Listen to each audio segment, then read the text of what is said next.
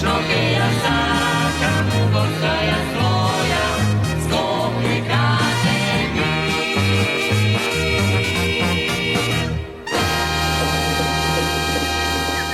Нови и модерни спортски терени се изградени во средните училишта во Скопје.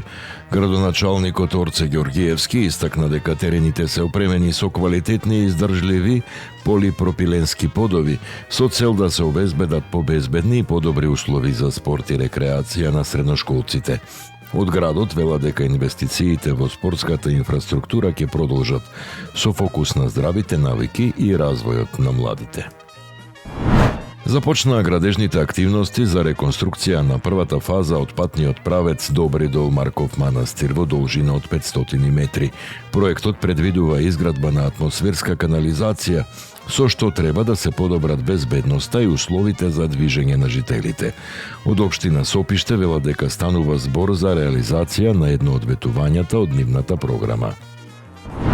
Општина Кисела Вода и Природонаучниот музеј подпишаа меморандум за соработка со цел напредување на образованието за учениците од основните училишта во општината.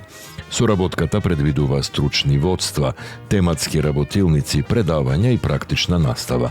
Активностите ќе се реализираат во согласност со наставните програми, со цел учениците стекнатото теоретско знаење да го применат преку директно искуство и практична работа. Пред почетокот на новата учебна година во централното и подрачните училишта во општина Зеленикова е извршена дезинфекција, дезинсекција и дератизација. Целта на превентивните мерки е обезбедување чисти, безбедни и здрави услови за учениците и наставниот кадар. Општинското основно училиште Блаже Конески во Мичурин е опремено со нови смарт табли пред почетокот на новата учебна година. Од општина Аеродром велат дека современата технологија ќе овозможи поинтерактивна и поинтересна настава за учениците. Градоначалникот Дејан Митевски го посети училиштето, кое е подготвено да ги пречека на 1 септември. Реконструкцијата на спортската сала во општинското основно училиште Коле Неделковски е во завршна фаза. Заменети се светилките и старите фен којлери со нови инвертер клима уреди, а во тек се работите на електричната инсталација, паркетот, подовите, вратите во гардеробите и молерисувањето. Од општина Центар велат дека салата треба да биде целосно подготвена пред почетокот на учебната година. Екипата компанија Атанасовски го освои првото место на 12-тиот турнир во мал фудбал Мршевци 2026. На турнирот учествуваа 32 екипи. Второто место го освои Мегалифтови, а третото Алурол. За најдобар играч беше прогласен Бојан Јанев, додека признанието за најдобар голман му припадна на Филип Лазаревски.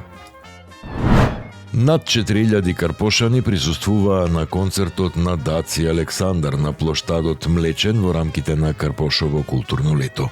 Публиката во еден глас ги пееше Евергрин хитовите, а настапот беше проследен со многу позитивна енергија и добро расположение.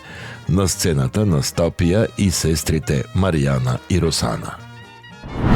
Во општина Ѓорче Петров оваа учебна година се запишани 410 првачиња.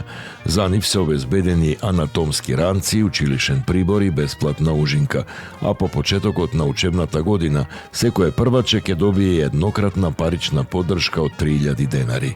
Од општината велат дека мерките имаат цел да им го олеснат почетокот на учебната година на учениците и нивните родители.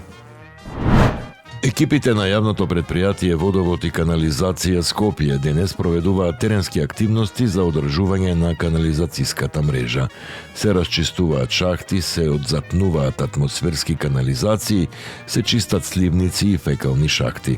Од предпријатието апелираат до граѓаните одговорно да го користат канализацијскиот систем и да не фрлаат отпад во него, бидејќи тоа може да предизвика затнување и проблеми во функционирањето на мрежата. Таму е Скопје, град мој љубав лише, што ми расу тесни. Вечно ке ја